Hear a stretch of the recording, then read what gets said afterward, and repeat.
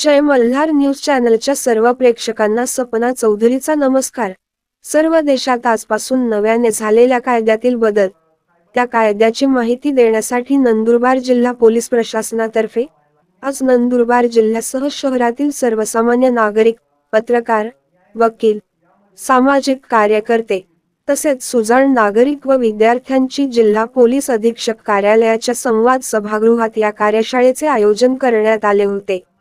नवीन फौजदारी कायद्यांचे ज्ञान होण्यासाठी तसेच भारतीय न्याय संहिता 2023, भारतीय नागरिक सुरक्षा संहिता 2023, भारतीय साक्ष अधिनियम 2023 या नवीन कायद्यात संदर्भातील झालेल्या बदलाची माहिती नंदुरबार जिल्ह्यातील अक्कलकुवा पोलीस उपविभागीय कार्यालयाचे उपविभागीय अधिकारी सदाशिव वाघमारे यांनी माहिती दिली। यावेळी नंदुरबार जिल्हा पोलीस अधीक्षक कार्यालयाचे प्रभारी अतिरिक्त जिल्हा पोलीस अधीक्षक, धुळे जिल्हा कार्यालयाचे अतिरिक्त जिल्हा पोलीस अधीक्षक किशोर काळे यांनी देखील या कार्यशाळेस उपस्थितांना कायद्यासंदर्भात अधिक माहिती दिली। यावेळी उपस्थितांनी नवीन कायद्यासंदर्भात विचारलेल्या शंका तसेच प्रश्नांना समाधानकारक असे उत्तरे जिल्हा पोलीस प्रशासनाकडून देण्यात येऊन सर्व समस्यांचे निराकरण करण्यात आले। यावेळी नंदुरबार जिल्हा स्थानिक गुन्हा अधिवेशन शाखेचे पोलीस निरीक्षक किरणकुमार खेडकर उपस्थित होते। सपना चौधरी, जय मल्हार न्यूज, नंदुरबार। नंदुरबार जिल्हा पोलीस दलाच्या वतीनं ही जी कार्यशाळा आयोजित केलेली आहे ती कार्यशाळा जास्तीत जास्त सर्वदूर पोहोचावी हा आमचा उद्देश आहे। खूप दिवसापासून कायदा नवीन आला, कायद्यामध्ये बदल झाले असं म्हणत ज्या दिवशी याचं एक्झॅक्ट अंमलबजावणी सुरू होणार होती तो दिवस म्हणजे आता 1 जुलै 2024 आम्हाला यापूर्वी येणार आहे तर आज आलेला आहे दिवस तो। आणि आज ऑलरेडी संपूर्ण भारतभर या नवीन 3 कायद्यांची अंमलबजावणी झालेली आहे। सर्वप्रथम आपल्याला सांगतो, नवीन कायदे म्हणजे पूर्वीचे कायदे पूर्णपणे रिपील होऊन नवीन कायदे आलेले नाहीये। पूर्वीचे कायदे जे आहेत IPC, CRPC आणि इंडियन एव्हिडन्स ऍक्ट हे तेच आहे, पण त्यातला काही भाग हा वगळण्यात आलेला आहे, काही भाग ऍड झालेला आहे, काही भागामध्ये अंशतः बदल झालेला आहे। म्हणजे यापूर्वी आपण IPCची जी कलम लावत होतो, उदाहरणार्थ माझ्या समोर काही पत्रकार बंधू असतील त्यांना बरेचसे कलम पाठ पण असतील 302, 307 वगैरे, आता ते कलमामध्ये आता बदल झालेले आहेत। म्हणजे कलमाचा क्रम बदललेला आहे, कलमाचे नंबर बदललेले आहेत किंवा काही कलमामध्ये तरतुदी बदललेल्या आहेत। जवळपास 30 ते 25% बदल आहे। अदरच बाकीचा ऍक्ट जसा तसा आहे, पण तो इम्प्लिमेंट कसं झालं, कधीपासून झालं, केव्हापासून हे विचाराधीन होतं, त्यात थोडा तुम्हाला एक ढोबळ तुम्हाला माहिती असावी असा अनुषंगाने मी यामध्ये आपल्याला मी माहिती सांगतो।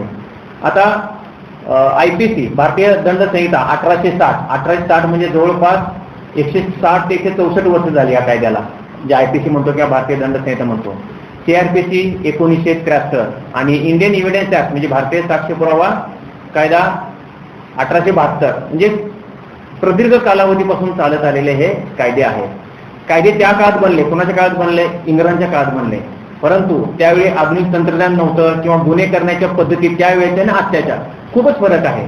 पूर्वी डिजिटल युग नव्हतं, मोबाईलद्वारे क्राईम होत नव्हता, ठीक आहे, किंवा फॉरेन्सिक वगैरे इत्यादी आधुनिक तंत्रज्ञान आपल्याला माहित नव्हतं, परंतु कालाच्या ओघामध्ये एवढे बदल होत गेले, क्राईम करण्याच्या पद्धती बदलत गेल्या आणि ही कलम लावताना किंवा हे कायदे अंमलबजावणी करताना खूप चॅलेंजेस येऊ लागले। ह्या अनुषंगाने ह्या कायद्यामध्ये काय बदल करायचे आहेत का, करावे लागतील का, ह्या अनुषंगाने वेळोवेळी विधी आयोगाच्या बैठका होत गेल्या, वेळोवेळी सुधारणा सुचवल्या गेल्या, परंतु एक्झॅक्ट 2020 साली त्यामध्ये काय झालं, बदल करण्याच्या अनुषंगाने पायाभरणी सुरू झाली। आता कायद्यामध्ये बदल करण्याच्या प्रोव्हिजन का सुचवायला लागल्या, का करायला लागल्या, म्हणजे जुन्या कायद्यामध्ये काय चॅलेंज होते का, ते काय चॅलेंज होते तर मी तुम्हाला थोडक्यात सांगतो। सगळ्यात महत्त्वाचं तुम्हाला सगळ्यांना माहिती आहे, न्यायालयामध्ये बरीचशी प्रकरणं, बरेचसे गुन्हे प्रदीर्घ कालावधीपासून प्रलंबित आहेत। म्हणजे एक केस दाखल झाली की 2-2, 3-3 वर्षामध्ये काही निकाल लागतो, काही 10-10, 15-15 वर्ष पेंडिंग आहे, बऱ्याच लोकांना अनुभव असेल, ठीक आहे। म्हणजे काय झालं पाहिजे, तपासातल्या पद्धती बदलल्या पाहिजे, न्याय प्रक्रियेतल्या काही पद्धती बदलल्या पाहिजेत। हा महत्वाची त्रुटी या नवीन कायदेतज्ञांना निदर्शनास येऊन गेली। संहितेमध्ये बघा 1860 साल केव्हा होतं, जवळपास 150-200 वर्षापूर्वी, त्यावेळेची रक्कम आणि आताची रक्कम त्यामध्ये जमीन आसमान फरक आहे। पूर्वी 10 रुपये दंडाची शिक्षा असायची, आता 10 रुपये दंड त्यावेळी खूप होता, त्यावेळी 10 रुपये 1 लाख पर्यंत असू शकतो, 1860 नॉट 1960। आता 2024 आहे, आपण 10 रुपये चहा जो मिळत नाही 10 रुपयाला, मग हे अजून तेच चालू होतं। म्हणजे हे चॅलेंजेस सुद्धा आपल्याला कायम खटकत होतं. त्या अनुषंगाने बदल होणं अपेक्षित होतं. पुन्हा जे न्याय निर्णय आहेत, न्याय निर्णय हा लवकर झाला पाहिजे. न्याय निर्णय लवकर न झाल्यामुळे काय होतं, कैद्यांची तुरुंगातील गर्दी पण भरपूर वाढत होते. म्हणजे जे अंडर ट्रायल केसेस चालतात, बरेचसे कैदी आत असतात आणि लवकर निकाल न लागल्यामुळे कैद्यांची गर्दी तुरुंगामध्ये होते. म्हणजे हे फक्त आमच्या पोलिसांना टास्क नाही, तो तुरुंगाधिकारी असतील किंवा तुरुंगातले जे ऍडमिनिस्ट्रेशन असेल त्यांना तो मोठा टास्क होता. बऱ्याचदा बघा त्यांचे काही ऍप्लिकेशन बघून बऱ्याच कैद्यांना पॅरोल रजेवर सोडलं जातं. त्याला कारण पण त्याचे आहेत, भरपूर गर्दी तुरुंगामध्ये झालेली आहे आणि तेवढ्या प्रमाणात विस्तार झालेला नाही. तो हा पण मोठा टास्क होता. याचा एकच उपाय असेल की बाबा लवकर केसेस हे करा, निकाली लावा, जेणेकरून एकतर शिक्षा लागेल किंवा एक तो ऍक्टिव्हेट होईल. म्हणजे कुठल्या तरी माध्यमातून तो पण आपला टास्क आपला पूर्ण होऊ शकतो. नंतर कोर्टातल्या प्रलंबित सुनावण्या हे एक महत्त्वाचं कारण आहे. आम्ही जे तपास करतो, म्हणजे पोलीस यंत्रणा जे तपास करत होते, त्या तपास यंत्रणेच्या किचकट पद्धती म्हणजे कॉम्प्लिकेशन खूप वाढले होते, त्यातली गुंतागुंत खूप वाढले होते. ते सोपं सुटसुटीत व्हावं, कारण इंग्रजांच्या काळात बनवलेले कायदे आहेत, त्यांनी बनवलेल्या कायद्यामध्ये आता तपास करताना थोडे क्लिष्टता येत होते, ते पण दूर करण्याने सुटसुट तपासून लवकर तपास होणे हा पण त्यामागचा एक उद्देश होता. आणि मग सांगितल्याप्रमाणे हा कायदा सुमारे 160 पावणे 200 वर्षापासून आहे आणि त्या कायद्याच्या तरतुदी आत्ताच्या पिढीला किंवा आत्ताच्या घडणाऱ्या गुन्ह्यांना घटनांना हा जास्त प्रमाणात अनुकूल नव्हता. आत्ताच्या पद्धतीनुसार त्यामध्ये काहीतरी बदल व्हावे या अनुषंगानं बदल करण्यात आले. आता उदाहरणार्थ एक व्याख्या, दस्तऐवज म्हणजे काय असायचं, कुठले लेखापडी केलेलं कुठलं दस्तऐवज, पण त्यामध्ये डिजिटल काहीच नव्हतं, हे मोबाईल वगैरे असं कॉम्प्युटर काहीच नव्हतं, अजून जुन्या प्रकारे चाललं होतं. म्हणजे जेव्हा एखाद्या कायद्यामध्ये बदल होत नाही, मग पहिल्यांदा काय होतं, अमेंडमेंट होत राहते. मग ह्यामध्ये हे थोडं म्हणजे 41 कलम, 41 अ, 41 ब, कारण सुधारणा करता येत नाही ना. आता काय केलेलं आहे, पूर्ण कायद्यामध्ये आधुनिकतेच्या दृष्टीनं आणि जे अनेक चॅलेंजेस होते आपल्याला कायम अडचण होते, हे सगळं नष्ट करून चांगल्या प्रकारचा कायदा अस्तित्वात यावा या अनुषंगानं पूर्ण प्रयत्न केले गेले आणि त्या अनुषंगाने या कायद्यामध्ये बदल झाले. तर ह्या कायद्यामध्ये बदल होण्यासाठी बऱ्याच वर्षापासून हे अपडेटेशन चालू होतं, परंतु त्याला मुहूर्त आला 1 जुलै 2024चा. आता हे जे सुधारणा कायद्याला बघा, भारतीय विधी आयोग, लॉ कमिशन ऑफ इंडिया यांनी वेळोवेळी या कायद्यामध्ये बदल करावेत तर न करावेत या संदर्भात वेळोवेळी सुधारणा सुचवल्या, मतांतर मागवली, पण त्याच्यामध्ये अजून उद्दिष्ट प्रश्न फलश्रुती येईपर्यंत काही ठरलं नव्हतं. परंतु केंद्र सरकारच्या गृह मंत्रालयानं, आपलं जे सेंट्रल गव्हर्नमेंट आहे त्याचं जे होम डिपार्टमेंट आहे, त्याने एक अहवाल मागितला. अहवाल कोणाकडून मागितला, त्यासाठी एक समिती नेमली. ती समिती नेमली त्यावेळेचे विधी विद्यापीठाचे अध्यक्ष माजी कुलगुरू डॉक्टर रणवीर सिंग नावाचे विधी आयोग विद्यापीठाचे माजी कुलगुरू होते. डॉक्टर रणवीर सिंग यांच्या अध्यक्षतेखाली 4 मे 2020 आपण 2020 मध्ये एक कमिटी नेमली आणि त्याला सांगितले की ह्या 3 फौजदारी कायदा, एक मुख्य फौजदारी कायदे बघा, IPC, CRPC आणि इंडियन एव्हिडन्स ऍक्ट त्यांची नावानंतर बदलली गेली. तर ह्याच्यामध्ये बदल सुचवण्यासाठी त्यांच्या डॉक्टर रणवीर सिंग यांच्या अध्यक्षतेखाली समिती नेमलेली. ठीक आहे, ती समिती नेमली तर काय केलं समितीने, समिती स्वतः मत देऊ शकत नाही. समिती काय करणार, सगळा अभ्यास करणार. समजा मी समितीचा अध्यक्ष आहे किंवा मी समिती आमची 15-16 लोकांची आहे, आम्ही लगेच अभ्यास करून लगेच मत देत नाही. समाजातले जे काही प्रतिष्ठित घटक आहेत त्यांची मतांतर मागवावं लागतात. समजा पत्रकार, तुम्हाला काय वाटतं यामध्ये बदल व्हावेत का, डॉक्टरांना विचारायचं. जे आमच्या पोलिसांच्या संदर्भात रिलेटेड जे ज्या गोष्टी येतात, कायद्याच्या अनुषंगाने जे ज्यांचा स्पर्श होतो त्या सगळ्यांची मतं, मग कोण असतील, डॉक्टर असतील, वकील असतील, पत्रकार असतील, जजेस असतील, रिटायर्ड जजेस असतील, रिटायर्ड पोलीस ऑफिसर असतील, NGO असतील, काही विविध धर्मातले जे धर्मगुरू हे ते असतील, कारण हा कायदा सगळ्यांना लागू आहे. तर त्या सगळ्यांची मतांतरं मागवली गेली आणि त्याचा अहवाल सादर केला गेला 27 फेब्रुवारी 2022 साली. म्हणजे जवळपास 2 वर्षांनी त्याचा अहवाल, म्हणजे 2 वर्ष लागले याचा अभ्यास करायला. म्हणजे आपण आता अलीकडे बघतोय कायदा झाला, नवीन झाला, सुधारणा झाल्या, आपल्या अलीकडे 6 महिन्यात माहीत झालं, पण ह्याची सुरुवात 2020 पासून चालू आहे. 2020ला 4 मे 2020ला ती समिती नेमली आणि त्या समितीनं 27 फेब्रुवारी 2022ला अहवाल पुन्हा सादर केला. ज्यांनी कमिटी नेमली केंद्र सरकारच्या गृह मंत्रालयानं त्यानं अहवाल सादर केला आणि त्याने त्यात त्रुटी किंवा काय तेच ठेवावं, काय बदलावं, काय ऍड करावं, काय कमी करावं, असं सर्वांची मतांतर घेऊन एक अहवाल सादर केला. आणि मग आपल्या सगळ्यांना माहित आहे डिसेंबर 2023 मध्ये ह्या संदर्भातलं बिल संसदेच्या दोन्ही सभागृहात पास झालं, आपल्या सगळ्यांना माहित आहे. म्हणून ह्या कायद्याला बघा तुम्ही, कायद्याच्या पुढे 2023 आहे, लागू होते 2024 मध्ये, पण ज्यावेळी कायदा पारित होतो, संमत होतो संसदीय दोन्ही सभागृहात आणि राष्ट्रपती त्यावर स्वाक्षरी होते ते वर्ष त्या कायद्याला लागतं. म्हणजे आता IPC म्हणजे भारतीय दंड संहिता 1807, आता भारतीय न्याय संहिता 2023, तिघांची सालं बघा, पहिली वेगवेगळी होती, आता एकच आली. भारतीय न्याय संहिता म्हणजे BNS, त्याचा इनिशियल घेतलंय BNS 2023. फौजदारी प्रक्रिया संहिता त्याच्याऐवजी भारतीय नागरिक सुरक्षा संहिता BNSS, ठीक आहे, BNSS. आणि भारतीय पुरावा कायदा 1872 ऐवजी काय आहे, भारतीय साक्ष अधिनियम BSA, ते पण 2023. अशा प्रकारे हे तिन्ही कायदे 2023 मध्ये संमत झाले. आता 2023 मध्ये म्हणजे डिसेंबर 2023 मध्ये संमत झाले, मग 1 जानेवारी पासून का लागू झालं नाही, आपला प्रश्न पडला असेल. आता कायदा जर पारित झालाय ना, तर आता कायदा नवीन आला म्हणजे लगेच लागू होतो का? सगळ्यात पहिल्यांदा काय लागेल, कायद्यातले काय बदल झाले तर ट्रेनिंग झालं पाहिजे. मग ते ट्रेनिंग कोणाकोणात झालं पाहिजे? सगळ्यात महत्त्वाचा जिथं गुन्हा दाखल होतो तिथं पोलिसांचं झालं पाहिजे, कोर्टाचं झालं पाहिजे, वकिलांचं झालं पाहिजे, सगळ्यांचं ट्रेनिंग झालं पाहिजे. सगळ्यात महत्त्वाचं हे नवीन पुस्तकं बाजारात आली पाहिजेत, ती बेअर ऍक्ट मध्ये आले पाहिजेत, त्यामध्ये कुठल्या त्रुटी आता कामा नाहीत. कारण आपण कायद्याचं पुस्तक वाचून आपण सेक्शन लावतो, त्यामध्ये त्रुटी असतील तर सगळं चुकीचं होऊ शकतं. त्यामुळे पुस्तकं बाजारात आली पाहिजे, म्हणजे त्यांचे संदर्भ ग्रंथ बाजारात आले पाहिजे. त्याला तो 6 महिन्याचा पिरियड दिलेला आहे. मग ह्या 6 महिन्याच्या पिरियडमध्ये काय झालं, वरिष्ठ अधिकाऱ्यांची ट्रेनिंग झाले, आमचं ट्रेनिंग झालं, आम्ही इतरांची ट्रेनिंग घेतले. आमच्यातले बरेचसे अधिकारी महाराष्ट्र पोलीस अकॅडमी किंवा CPR पुणे अशा ठिकाणी ट्रेनिंग घेऊन आले, वरिष्ठ अधिकाऱ्यांचे ट्रेनिंग झाले. तसेच मान्य न्यायालयाचे ट्रेनिंग असतील, वकील महोदयांची ट्रेनिंग असतील, काही डॉक्टरांच्या पण कार्यशाळा झाल्या. ह्या सगळ्यांचं ट्रेनिंग यात होणं अपेक्षित होतं. आणि ह्याचाच एक भाग म्हणून या ट्रेनिंगमध्ये जनजागृती होणं पण गरजेचं आहे, की जेणेकरून लोकांना पण ह्या बदललेल्या कायद्याबद्दल माहिती असावी, की कायदा बदललाय म्हणजे नेमकं काय बदललंय हे पण माहिती असावं. वाचून कायदा सगळ्यांना समजतो, पण इनिशियल फेजला तरी काय बदललंय, नक्की काय बदलले माहिती असावी. यासाठी त्यांची पण कार्यशाळा किंवा यांचे प्रोग्राम घ्या, अवेअरनेस प्रोग्राम घ्या, म्हणून प्रत्येक राज्यामध्ये प्रत्येक जिल्ह्यामध्ये हे प्रोग्राम घेण्याचं काम चालू आहे. आता नंदुरबारमध्ये आपण बसलेलो आहे, असेच प्रोग्राम महाराष्ट्रातल्या प्रत्येक ठिकाणी चालू आहे.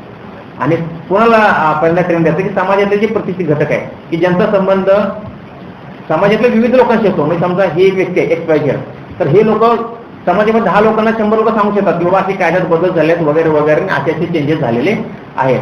ती व्यक्ती त्या अनुषंगाने दुसऱ्या सांगते किंवा संदर्भ ग्रंथ वाचते किंवा नेटवर सर्च करते वगैरे वगैरे. म्हणजे कायदा आपण काय म्हणतो, कायदा हा सगळ्यांना माहीत आहे असं गृहीत धरलं जातं.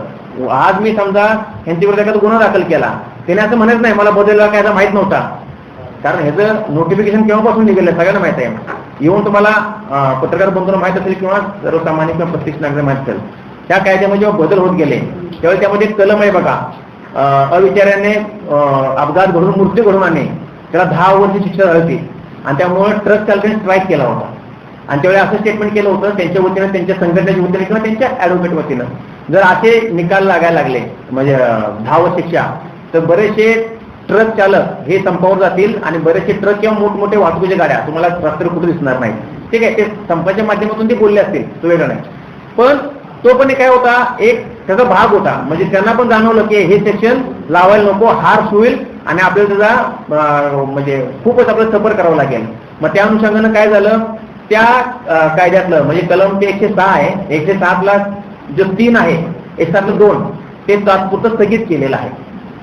ठीक आहे ना, म्हणजे अशा त्यांच्या कंप्लेंट येत गेले, रिएक्शन येत गेल्या. म्हणजे अशाच प्रकार चर्चा ज्यावेळी कायदा पारित व्हायचा होता त्याच्या आधी झालेली आहे.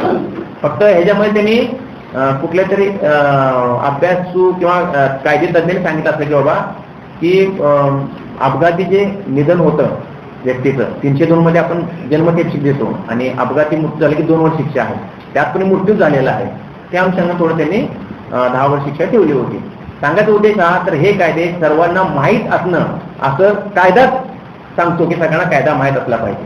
ठीक आहे. आणि आज 1 जुलै 2024 म्हणजे रात्रीच्या 00:00 पासून हा कायदा लागू झालेला आहे.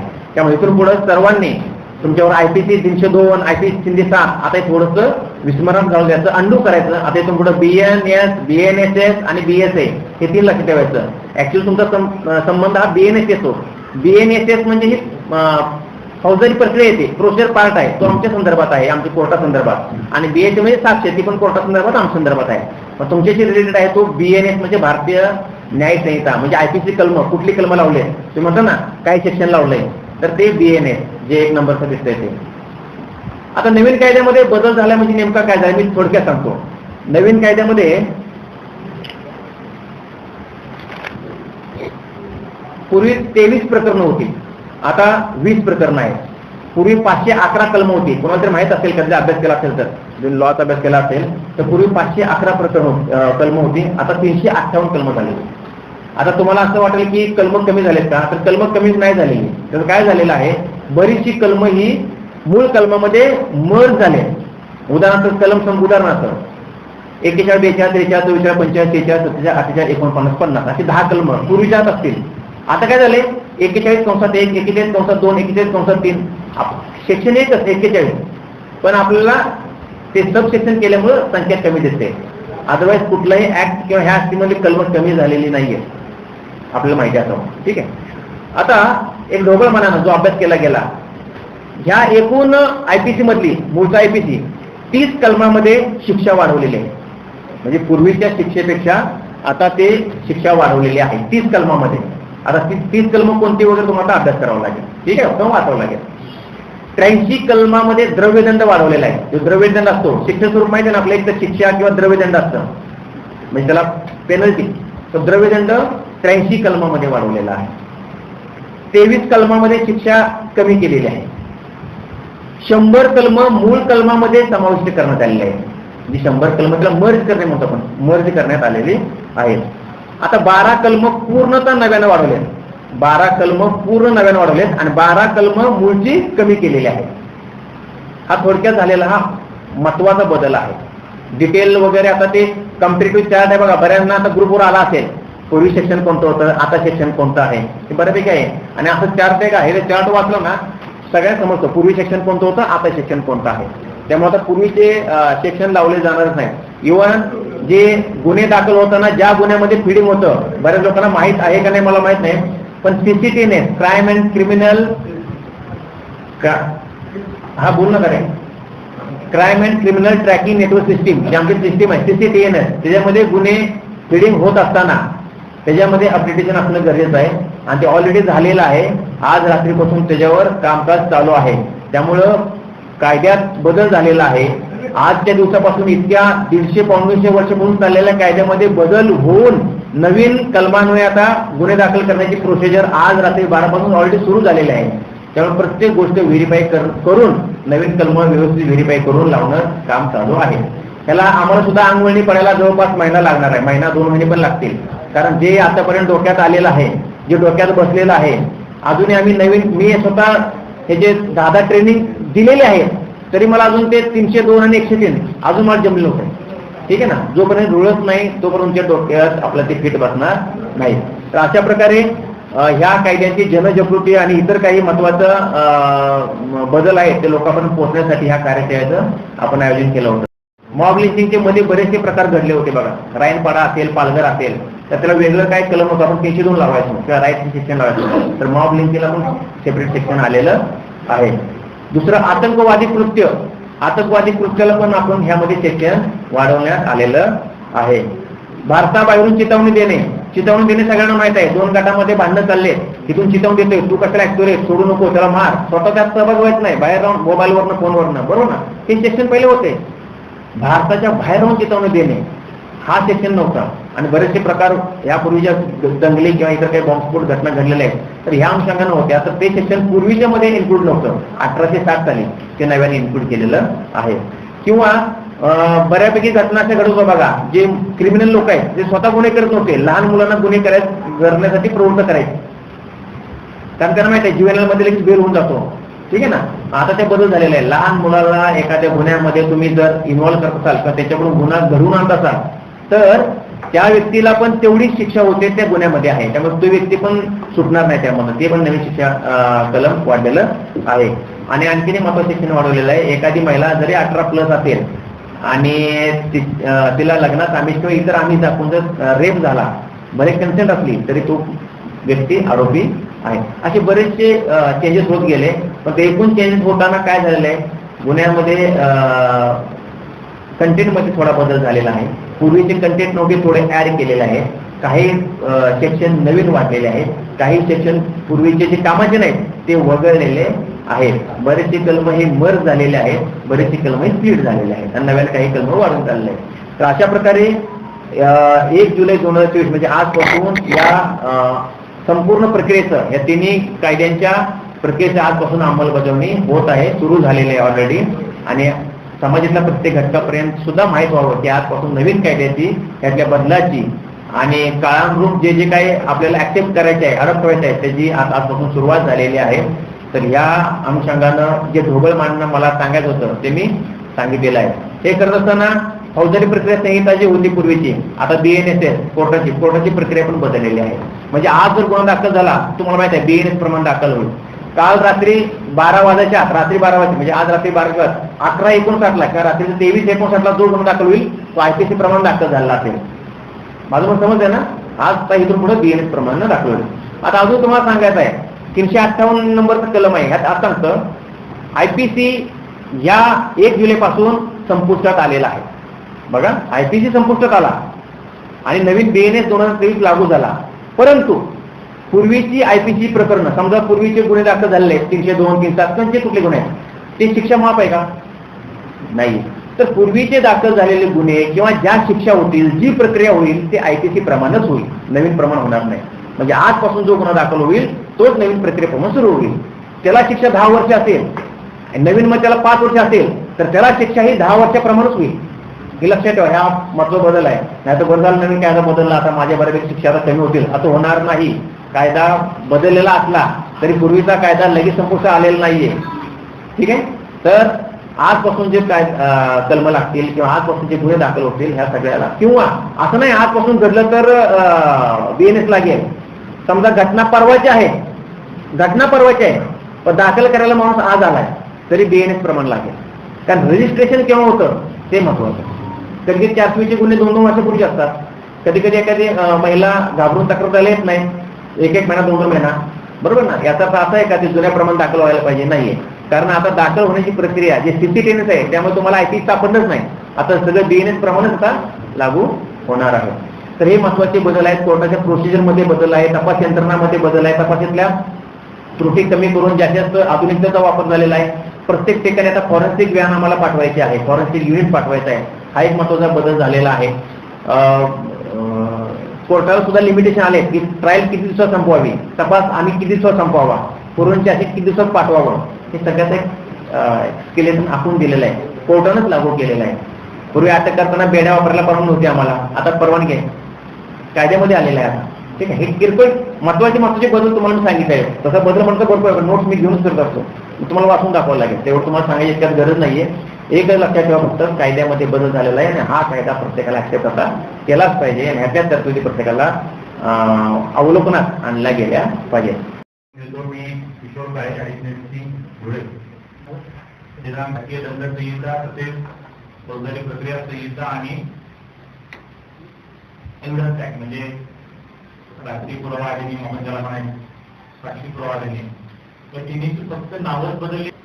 याच्या अनुषंगाने एकच सांगायचं की फक्त आपल्या जिल्ह्यामध्ये नाही तर संपूर्ण देशभरामध्ये आढळून झाले, काळानुरूप त्या ठिकाणी त्या गोष्टी पण झाल्या. परंतु ज्या पद्धतीच्या गोष्टी त्याला आपल्या कॉन्टेक्स्टमध्ये किंवा भारतीय समाज माणसासोबत सुसंगत किंवा निगडीत ज्या गोष्टी आहेत त्या होणं गरजेचं होतं. आणि सगळ्यात महत्वाचं जे दिसून मोबाईल आणि त्याच्या संदर्भातला आपलं सेक्युअर क्राईम म्हणतो, सायबर क्राईम असेल, इकॉनॉमिक ऑफेन्स असेल किंवा इलेक्ट्रॉनिक व्हिज्युअल मीन्सने होणारी क्राईम आणि ॲज वेल एज डिटेक्शन. कारण आपल्याला सगळ्यांना माहिती आहे की पूर्वीच्या काळी आता आपण जस्ट थोडं स्वतःला जर रिवाइंड केलं, एक 10 वर्षांपूर्वी किंवा 15 वर्षांपूर्वी मोबाईल एवढ्या चांगल्या क्वालिटीचे नव्हते. आता हा मोबाईल नाही, आज एवढ्या सुपर कॉम्प्युटर आहे, छोटा मिनी कॉम्प्युटर मध्ये अर्धच नाही, तो आपल्या हातात असतो. त्याचा वापर आपण 2 पेक्षा पण जास्त इतर कारणासाठी, वेगवेगळ्या कारणासाठी करतो, जे की आपल्या सगळ्यांना ज्ञात आहे, आपल्याला माहिती आहे.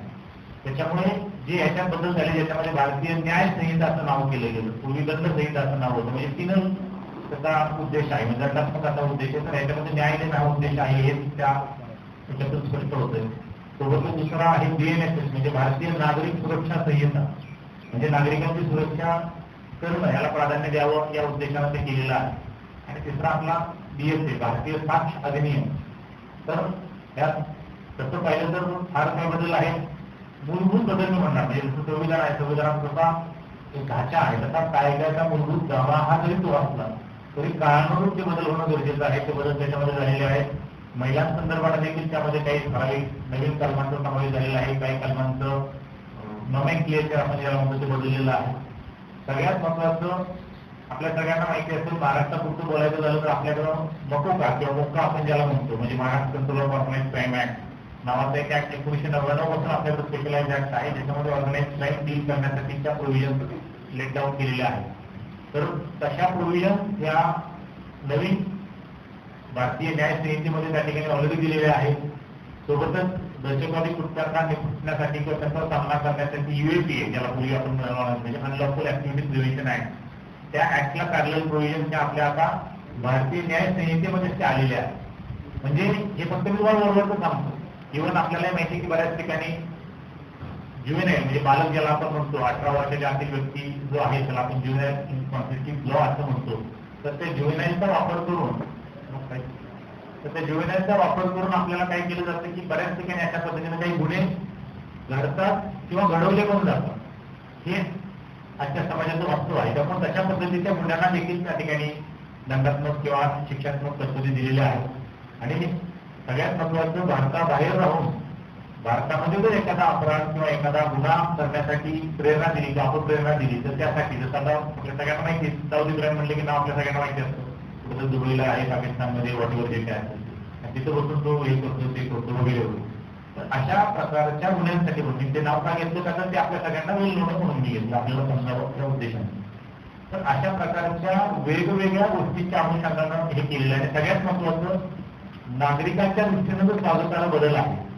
कारण आपल्यालाही माहिती आहे की पोलीस खातं शेवटी ब्रिटिश काळी ह्याच्यापासून सगळ्या गोष्टी चालत आलेल्या आहेत. परंतु नागरिकांना सेवा देण्याच्या हेतूनं EFIR नावाचा एक प्रकार आहे. EFIR म्हणजे आता आपल्याला माहिती आहे की आपल्याला जर एखादी FIR किंवा गुन्हा जर पोलीस स्टेशनला दाखल करायचा असेल तर आपल्याला पोलीस स्टेशनला समक्ष जावं लागतं. त्या ठिकाणी जे काही तुम्हाला हकीकत आहे ते सांगावी लागते आणि तुम्ही सही करता तर ती सही केल्यानंतरच तो गुन्हा दाखल होतो किंवा जे काय आहे ती पुढची कायदेशीर कारवाई केली जाते.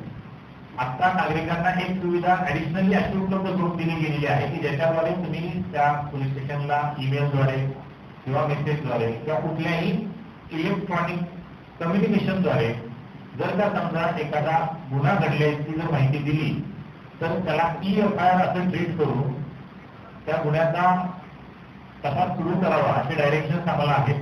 आणि त्याच्यामध्ये 3 दिवसाची मुदत मात्र घालून दिलेली आहे की 3 दिवसाच्या आतमध्ये ती जी कोणी संबंधित व्यक्ती असेल किंवा फिर्यादी असेल त्याने 3 दिवसाच्या आतमध्ये पोलीस स्टेशनला त्या संबंधित गेलं पाहिजे आणि त्या FIR वरती स्वाक्षरी केली पाहिजे. कारण म्हणजे असं होऊ शकतं की मी समजा जिल्ह्यात SP आहे आणि मला कोणी मेसेज केला किंवा एखादी माझ्याकडे तक्रार आली आणि त्या तक्रारीवर आम्ही समजा कारवाई करायला सुरुवात केली आणि नंतर त्या व्यक्तीने हात वर केले की नाही मी तर तो मेसेज केलाच नव्हता, आता लागतं माझ्याच नावानं कुठेतरी केला असेल मला काय माहिती.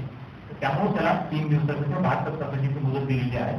72 तासाच्या आत त्या व्यक्तीला पोलीस स्टेशनला संबंधित संपर्क करून त्या ठिकाणी FIR वरती सही केली पाहिजे म्हणजे जेणेकरून त्याची कायदेशीर प्रक्रिया पूर्ण होईल. आणि मग त्यानंतर पोलिसांना देखील प्रोसिजर बाबतीत बरेचसे ऑब्लिगेशन्स आहेत. आता त्याच्यामध्ये जसं उदाहरणार्थ आपण आता पूर्वी जो पंचनामा करायचो तो पारंपरिक पद्धतीने व्हायचा म्हणजे 2 पंच आम्ही बोलवायचो त्यांच्या समक्ष तिथे परिस्थितीवर पंचनामा करायचो. त्याच्यामध्ये काही मॅनिप्युलेशन पण व्हायचे. असं आक्षेप कोर्टाद्वारे घेतला जायचा किंवा डिफेन्स काउन्सिल जे असायचे आरोपीचा बचाव करणारे वकील असायचे त्यांच्याद्वारे घेतला जायचा. त्यामुळे आता ह्या सगळ्या गोष्टींना थोडंसं सिम्प्लिफाय करण्यासाठी किंवा त्याच्यामध्ये सुसूत्रता किंवा सुलभता आणण्यासाठी म्हणून आता ऑनलाईन प्लॅटफॉर्मचा वापर होणार आहे ज्याच्यामध्ये आम्हाला तर प्रत्येक घटना म्हणजे कुठली जरी असेल अगदी 324चा जरी गुन्हा असेल तरी आणि 302 सारखा म्हणजे 324 मी काय सांगतो थोडंसं जुन्या संदर्भात आम्हाला पण अजून थोडंसं त्या अनुभवाने पडायला वेळ लागेल. म्हणजे अजूनही 302 म्हटले की पण हे थोडंसं अपडेट डोक्यात आहे तर त्याला 103 TNS मध्ये आणायला थोडंसं आम्हाला डिलिव्हरीचा थोडा वेळ लागेल पण तुम्हाला समजावून मी सांगेन. तर अशा पद्धतीनं गुन्ह्याची ग्रॅव्हिटी काही जरी असेल तरी परंतु त्या गुन्ह्याच्या घटनास्थळाचा पंचनामा करत असताना त्या प्रत्येक गोष्टीचं ऑडिओ व्हिज्युअल एड्सद्वारे व्हिडिओ शूटिंग करणे हा मला पण मॅन्डेटरी आहे. त्याच्यामुळे पोलीस यंत्रणा काम करत असताना ते पण निपक्षपातीपणे होईल आणि कोणावरती अन्याय पण होणार नाही. काय मॅनिप्युलेशन जे कधी होत असतील समजा तर ते पण त्या ठिकाणी होऊ नये या उद्देशानं एक चांगल्या आणि स्वागतार्ह बदल याच्यामध्ये मला वाटतं संहितेत करण्यात आलेले आहेत. मीडियाच्या पण प्रशासना माझ्या निमित्तानं आव्हान आहे की हे जे काही बदल आहे ते आपल्या माध्यमातून सर्वसामान्य जनतेपर्यंत जावे. कारण आज खरं तर हा म्हणजे मला जेवढं म्हणजे माझ्या वैयक्तिक याच्यापुरतं मी अनुभवापुरतं बोलेल की जेव्हापासून मी सर्व्हिसमध्ये आलेला आहे तेव्हापासून एवढा मेजर स्वरूपात झालेला पहिला बदल. एखादा कायदा नव्याने येतो त्याच्याविषयीचं इम्प्लिमेंटेशन असतं आपल्याला माहिती जसा पॉक्सो हा ऍक्ट आहे दिल्लीचे निर्भया प्रकरण झालं त्यानंतर 2012 साली तो ऍक्ट आला protection of freedom of speech act.